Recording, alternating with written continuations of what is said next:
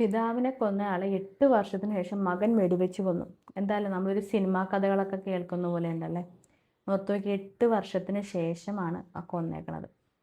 കാലടിയിൽ താമസിച്ച് വരുന്ന കിലുക്കൻ ജോസ് എന്ന് പറയുന്ന ഒരാളാണ് വെടിയേറ്റ് മരിച്ചത്. അതായത് നമുക്കറിയാൻ കഴിഞ്ഞ 2-3 വെടി ഇയാൾക്ക് കൊണ്ടു എന്നാണ് നമുക്ക് അറിയാൻ കഴിഞ്ഞത്. മഞ്ഞപ്പുറയിലെ കോതായ് എന്ന് പറയുന്ന തോട്ടിന് സമീപം കുളിക്കാൻ വേണ്ടി പോയതായിരുന്നു ഈ പറഞ്ഞ കിലുക്കൻ ജോസും പിന്നെ അദ്ദേഹത്തിൻ്റെ 12 വയസ്സുകാരനായ മകനും കൂടി. അവിടെ വെച്ചാണ് ഈ ദാരുണമായ കൊലപാതകം നടക്കുന്നത്. അതായത് കുളിച്ചുകൊണ്ടിരുന്നപ്പോഴാണ് ഇദ്ദേഹത്തിന് തലയ്ക്കും പിന്നെ മറ്റ് ശരീരഭാഗങ്ങളിലും വെടിയേൽക്കുന്നത്. ഇത് നേരത്തെ താമസിച്ചുകൊണ്ടിരുന്നത് കൊല്ലങ്കോട് ഈ പോളി എന്ന ആളുടെ വീടിന് സമീപമായിരുന്നു. ആ സമയത്ത് അതായത് ഇദ്ദേഹവും ഈ കൊല്ലപ്പെട്ട ഇദ്ദേഹവും ഈ പോളിയുടെ പിതാവുമായിട്ട് ഒരു അതിർത്തി തർക്കം ഉണ്ടായിരുന്നു. അതിർത്തി തർക്കം ഉണ്ടായതിനെ തുടർന്ന് ഈ പോളിയുടെ അച്ഛനെ ജോസ് തലക്കടിച്ചു കൊന്നു. അപ്പോൾ ഇതിനെ തുടർന്നിട്ട് ഇതൊരു കേസായി. കേസിൽ ഈ കിലുക്കൻ ജോസ് എന്ന് പറഞ്ഞ വ്യക്തി എനിക്ക് തോന്നുന്നു ഒരു വർഷത്തോളം ഇദ്ദേഹം റിമാൻഡിലായിട്ട് ശിക്ഷയൊക്കെ അനുഭവിച്ചായിരുന്നു. അത് കഴിഞ്ഞ് കുറച്ച് നാൾ കഴിഞ്ഞപ്പോഴത്തേക്കും തെളിവുകളുടെ അഭാവത്തിൽ, അതായത് കോടതിക്ക് മുന്നിൽ കറക്റ്റായിട്ടൊരു തെളിവ് ഇല്ലാത്തൊരു പക്ഷം കോടതി ഇയാളെ വെറുതെ വിട്ടു. അതായത് 8 വർഷത്തിൻ്റെ കാത്തിരിപ്പിന് ശേഷമാണ് ഇങ്ങനെ ഒരു വിധിന്യായം ഉണ്ടായത്. അന്ന് മുതലേ ഈ പോളിക്ക് ഇദ്ദേഹത്തിനോടൊരു വൈരാഗ്യമുണ്ട്. കാര്യം എന്ന് വെച്ചാൽ സ്വന്തം അച്ഛനെ കൊന്ന ഒരാളല്ലേ, അപ്പോൾ അദ്ദേഹത്തിന് ശിക്ഷയും കിട്ടില്ല, എന്നിട്ട് ഇവരുടെ മുന്നിൽ കൂടി ഞെളിഞ്ഞ് നടക്കുന്നു. അപ്പോൾ അതിൻ്റെ ഒരു പകയും വൈരാഗ്യം ഈ പോളിക്കുണ്ട്. ഈ പോളി എന്ന ആളുടെ ബാക്ക്ഗ്രൗണ്ട് എന്ന് പറഞ്ഞാൽ മുമ്പ് BFSലൊക്കെ വർക്ക് ചെയ്തതാണ്. സോ ഇപ്പോഴാണ് ഇദ്ദേഹമാണെങ്കിൽ ഈ നമ്മുടെ ബാങ്കുകളിലൊക്കെ ATMലൊക്കെ ക്യാഷ് ഇടാൻ വേണ്ടി പോകത്തില്ലേ, അപ്പോൾ ഒരു ഗൺമാനായിട്ട് കൂടെ പോലെ അതായിട്ടും പിന്നെ അതുപോലെ തന്നെ ബാങ്കിൻ്റെ മറ്റ് ഇതുപോലത്തെ ഉള്ള സെക്ഷനിലാണ് ഇദ്ദേഹം ജോലി ചെയ്യുന്നത്. അതായത് ഒരു സെക്യൂരിറ്റി ഗാർഡായിട്ടാണ് ഇദ്ദേഹം ജോലി ചെയ്യുന്നത്. ആര്? ഈ പോളി എന്ന് പറയുന്ന വ്യക്തി. അതായത് ഈ വെറുതെ വിട്ടതിന് ശേഷം ഈ പോളിയുടെ കുടുംബക്കാർ ഈ കേസിനെതിരെ അപ്പീൽ കൊടുത്തു. പക്ഷേ അപ്പീലും ഗുണമുണ്ടായില്ല. കാര്യം എന്ന് വെച്ച് കഴിഞ്ഞാൽ തെളിവില്ലാത്തതുകൊണ്ട് തന്നെ ആ കേസ് അപ്പീൽ ഏറ്റെടുത്തില്ല കോടതി. ജോസ് അതായത് അദ്ദേഹം കൊല്ലങ്കോട്ട് നിന്ന് മാറി നേരെ അങ്കമാലിയിലെ മഞ്ഞപ്പുറയിലോട്ട് മാറിയത്.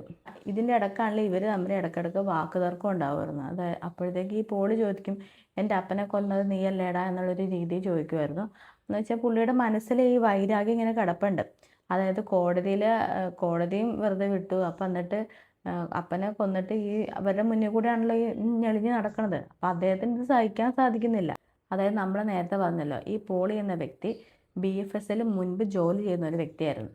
ഈ പുള്ളി അത് റിട്ടയർഡ് ആയതിനു ശേഷം നാട്ടിൽ വന്നിട്ട് അതായത് ബാങ്കിലെയും മറ്റും മണി സർവീസിന് എക്സ്പോർട്ട് പോകുന്ന ജോലിയാണ് ഇദ്ദേഹം ചെയ്തുകൊണ്ടിരുന്നത്. എക്സ്പോർട്ടിൻ്റെ ജോലി ആയതുകൊണ്ട് തന്നെ ഇദ്ദേഹത്തിന് ഒരു ലൈസൻസിൻ്റെ തോക്ക് വേണമായിരുന്നു. അപ്പോൾ അതുകൊണ്ട് ഓൾറെഡി ഇദ്ദേഹം ആർമിയിലുണ്ടായ ഒരു വ്യക്തിയാണല്ലോ, അപ്പോൾ അതുകൊണ്ട് തന്നെ ഇദ്ദേഹത്തിന് ആ ലൈസൻസ് തോക്ക് ലഭിക്കുകയും ചെയ്തു. അതായത് ഇദ്ദേഹത്തിൻ്റെ കയ്യിൽ ഒരു ലൈസൻസിൻ്റെ തോക്ക് ഉണ്ട്. എന്തായാലും ഇതൊക്കെ കൊണ്ട് തന്നെ ഈ ജോസിന് എന്തായാലും ഒരു പേടി ഉണ്ടായിട്ടുണ്ടാകണം. ആ പേടി കൊണ്ടായിരിക്കണം ഇയാൾ പഴയ സ്ഥലത്ത് നിന്ന് താമസം മാറി ഈ പുതിയ സ്ഥലത്തേക്ക് മാറിയതും താമസമാക്കി വന്നതും. ഇതിന് ശേഷം എന്താ സംഭവിച്ചു കഴിഞ്ഞാൽ കഴിഞ്ഞ ദിവസം ഈ മകനുമായിട്ട്, അതായത് 12 വയസ്സുള്ള മകനുമായിട്ട് അവിടെയുള്ള കോതാടുള്ള ഒരു തോട്ടിൽ കുളിക്കാൻ പോയതാണ് ഈ വ്യക്തി. ആ തോട്ടിൽ വെച്ചാണ് ഈ പോളി എന്ന വ്യക്തി ഇദ്ദേഹത്തിനെ വെടിവെച്ച് കൊല്ലുന്നത്. അതായത് 2-3 വെടി ഉതിർത്തു എന്നാണ് നമുക്ക് അറിയാൻ കഴിഞ്ഞത്. അപ്പോൾ ഈ സംഭവം സംഭവിക്കുന്നത്. അപ്പോൾ നമ്മളിത് ഓർക്കണം, ഈ സംഭവം നടക്കാൻ നേരത്ത് കൂടെ ആരുള്ളത്? ഈ 12 വയസ്സുകാരനായ മകനാണ് കൂടെയുള്ളത്. അതായത് ഈ ജോസിൻ്റെ 12 വയസ്സുകാരനായ മകൻ്റെ മുൻപിൽ വെച്ചാണ് ഈ പോളി എന്ന് പറഞ്ഞ വ്യക്തി ഇദ്ദേഹത്തിനെ വെടിവെച്ച് കൊല്ലുന്നത്. അതിനുശേഷം ഈ പോളി എന്ന് പറഞ്ഞ വ്യക്തി അടുത്തുള്ള പോലീസ് സ്റ്റേഷൻ അയ്യങ്കാളി പോലീസ് സ്റ്റേഷനിൽ പോയിട്ട് ഈ സംഭവത്തിന് വിവരിച്ച് ഗണ്ണും കൊണ്ട് ഹാജരാക്കി സറണ്ടർ ആവുന്നുണ്ട്. നമുക്കറിയാം ഇതുപോലെ ഇങ്ങനെ ഒരുപാട് കേസുകൾ നമ്മുടെ നാട്ടിൽ നടന്നിട്ടുണ്ട്. ഈ സ്ഥലത്തർക്കത്തിൻ്റെയൊക്കെ പേരിൽ എന്തെങ്കിലും പറ്റുകയും അതുപോലെ തന്നെ ഇപ്പോൾ ഈ പോളിയുടെ അതുപോലെ ഇപ്പോൾ ഈ പോളിയുടെ അച്ഛന് സംഭവിച്ച പോലെ ഒരു മരണത്തിലൊക്കെ ഇതൊക്കെ വന്ന് എത്തിച്ചേരാം. പക്ഷേ ഇതൊക്കെ നെഞ്ചിലേറ്റുന്നത് ഒന്നിൽ കൂടെയുള്ള, അതായത് സഹോദരങ്ങളോ അല്ലെങ്കിൽ മക്കളോ അങ്ങനെ ആരെങ്കിലുമൊക്കെ ആയിരിക്കും ഇതൊക്കെ ഇങ്ങനെ നെഞ്ചിലേറ്റി ഒരു പക അല്ലെങ്കിൽ ഒരു വൈരാഗ്യമായിട്ട് മുൻനിർത്തി കൊണ്ടുകൊണ്ട് മുമ്പോട്ട് പോകുന്നത് അല്ലേ. വാളെടുത്ത വാളാലെ എന്ന് പറയുന്നത് നമുക്കൊരു മെയിനൊരു ഉദാഹരണമാണ്. ഇപ്പോൾ ഈ കഴിഞ്ഞിടക്ക് നടന്ന ഈ അലുവാദുലിൻ്റെയും ഈ ജിം സന്തോഷിൻ്റെയൊക്കെ മരണം. ജിം സന്തോഷിനെ കൊന്നത് ആരാ? ഈ അലുവാദുൽ. അതൊരു പകയായിരുന്നു. അതേപോലെ തന്നെ അലുവാദുലിനെ കൊന്നത് ആരാ? ഈ ജിം സന്തോഷിൻ്റെ ആൾക്കാരും. അതും ഒരു പകയാണ്. അതായത് വർഷങ്ങളായിട്ട് ഇങ്ങനെ മനസ്സിലിങ്ങനെ കൂട്ടി കൂട്ടി കൂട്ടി കൂട്ടി വെച്ച് അതൊരു പകയാക്കി കൊണ്ട് നടന്ന് ലാസ്റ്റ് ക്രൂരമായിട്ട് കൊന്നു കളയുന്നു. അതായത് ഈ പറഞ്ഞ കേസിലെന്ന് പറയാൻ നേരത്ത് ഈ പോളിക്ക് വേണ്ട ഇത് കിട്ടിയില്ല, ഒരു നീതി കിട്ടിയില്ല കോടതിയുടെ ഭാഗത്തു നിന്ന്. കാരണം കോടതിയുടെ ഭാഗത്ത് തെളിവുകൾ ഉണ്ടെങ്കിൽ കോടതിക്ക് നിലനിൽക്കാൻ പറ്റുള്ളൂ. അപ്പോൾ ആ തെളിവുകളുടെ അഭാവത്തിലാണ് ഈ പറയുന്ന ഈ കൊല്ലപ്പെട്ടു പോയ ഈ ജോസിനെ വെറുതെ വിട്ടത്. പക്ഷേ ഇത് ഈ കുടുംബക്കാരുടെയും അതായത് ഈ പറയുന്ന ഈ പോളിയുടെയൊക്കെ മനസ്സിൽ ഇത് കിടന്നിരുന്നു. പക്ഷെ നമ്മളിങ്ങനെ ഒരു നിയമം കയ്യിലെടുക്കലൊക്കെ നമ്മൾ ചെയ്യാൻ നേരത്ത് ആലോചിക്കേണ്ട മറ്റൊരു കാരണം കൂടെയുണ്ട്. കാരണം ഇപ്പം ഈ കണ്ടതാരാ, ആരുടെ മുന്നിൽ വെച്ചിട്ട് ഈ പോളി എന്നൊരു വ്യക്തി കൊന്നത്? ആ മകൻ്റെ വയസ്സിൽ 12 വയസ്സുള്ള ആ മകൻ്റെ മുമ്പിൽ വെച്ചിട്ടാണ് ഈ പോളി എന്ന് പറഞ്ഞ വ്യക്തി ഈ കൊച്ചിൻ്റെ അച്ഛനെ കൊന്നു കളഞ്ഞത്. അതായത് മുമ്പിൽ വെച്ച് വെടിവെച്ചത്. അപ്പോൾ ഇതിൽ നിന്ന് ഇനി സംഭവിക്കാൻ പോണത്, ഓൾറെഡി ആ കൊച്ചിന് ഒരു ട്രാജഡി ആവും ലൈഫിൽ.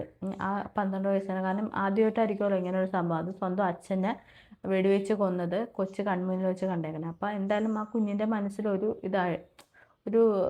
ഒരു പേടിയും ഒരു ട്രാജഡിയും കാര്യങ്ങളൊക്കെ ഉണ്ടാവും.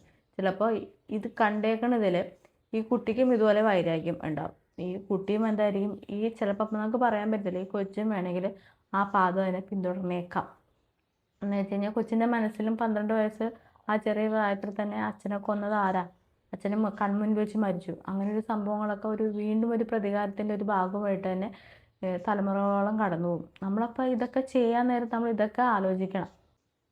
ഇപ്പോൾ സംഭവിച്ചേക്കുന്നതും അങ്ങനെ തന്നെയാണ്. കാരണം നമ്മൾ ചെയ്യുന്ന ഓരോ പ്രവൃത്തിക്കും എപ്പോഴും അതിനൊരു തിരിച്ചടി ഉണ്ടാകും. അത് ഏത് സമയത്താണെങ്കിലും നമുക്കൊരു തിരിച്ചടി എന്തായാലും പ്രതീക്ഷിക്കാം. അതാണ് ഇപ്പോൾ ഈ സംഭവിച്ച അതായത് ജോസിൻ്റെ കാര്യത്തിൽ സംഭവിച്ചത്. കാരണം ജോസ് ആദ്യം ഒരാളെ അതിൻ്റെ ദേഷ്യത്തിലും വാശിയിലൊക്കെ ഒരാളെ കൊന്നു, അതായത് ഈ പോളിയുടെ അച്ഛനെ കൊന്നു. ആ ഒരു പക മനസ്സിലിട്ട് നീട്ടിക്കൊണ്ട് നടന്ന ആളാണ് ഈ പറയുന്ന ഈ പോളി എന്ന ആൾ. ഇനി ഈ പോളി അച്ഛനെ കൊന്നതിൻ്റെ പക ഈ കുഞ്ഞ്, അത് ആ 12 വയസ്സുകാരൻ്റെ മനസ്സിലും കിടക്കും. ഇതിങ്ങനെ കാലാകാലം ഇങ്ങനെ കിടന്ന് ഇങ്ങനെ നമ്മുടെ മനസ്സിലൊരു വൈരാഗ്യമായി, പിന്നെ അത് വീണ്ടും ഒരു കൊലപാതകത്തിലോട്ട് തലമുറകളോളം ഇങ്ങനെ കഴിഞ്ഞു പോകും. ആ കുട്ടിക്ക് എന്തായാലും വേറെ ഇതൊന്നും ഇല്ലാതെ നല്ല രീതിയിൽ പോട്ടെ. ആ കൊച്ചിൻ്റെ മാനസികമായ നിലയൊക്കെ ഒന്ന് കറക്റ്റായി സെറ്റായിട്ടൊക്കെ പോട്ടെ.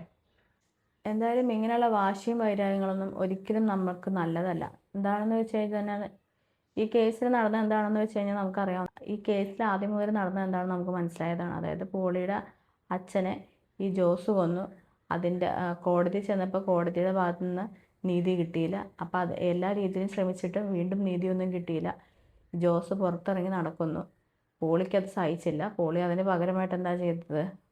അപ്പോൾ അതായത് പോളിക്ക് ഇയാളെ കൊല്ലാനായിട്ടാണെന്ന് നമുക്കറിയത്തില്ല, ഒരു ജോലിയുടെ ഭാഗമായിട്ടൊരു തോക്ക് കിട്ടുന്നു. ആ തോക്ക് ഉപയോഗിച്ച് ഈ ജോസ് എന്ന വ്യക്തിയെ വകവരുത്തുന്നു. അത് കണ്ടു നിന്നത് ഈ ചെറിയൊരു കുഞ്ഞു മോനും. അപ്പം എനിക്ക് പറയാനുള്ളതെന്ന് വെച്ച് കഴിഞ്ഞാൽ, നമുക്ക് ഇങ്ങനെയുള്ള വൈരാഗ്യം കാര്യങ്ങളൊക്കെ ഉണ്ടെങ്കിൽ ദയവേത് നമ്മളൊരു കൗൺസിലിങ്ങിന് പോവുക. കാരണം നമ്മുടെ മനസ്സിൽ നിന്ന് അത് പോകത്തില്ലായിരിക്കും. ചിലപ്പോൾ നമുക്ക് നീതി കിട്ടിയിട്ട് വരത്തില്ല. അപ്പം നമ്മുടെ മനസ്സിൽ നിന്ന് ചിലപ്പോൾ ആ ദേഷ്യവും വിദ്വേഷവും ഒന്നും പോകത്തില്ല. അപ്പം നമ്മളൊരു കൗൺസിലിങ്ങിന് പോയി നമ്മുടെ മനസ്സൊന്നും റെഡിയാക്കി, നമ്മുടെ മനസ്സൊന്ന് എന്താ പറയുക, നമ്മുടെ മനസ്സിനൊന്ന് സ്റ്റേബിളാക്കി എടുക്കാൻ ശ്രമിക്കുക.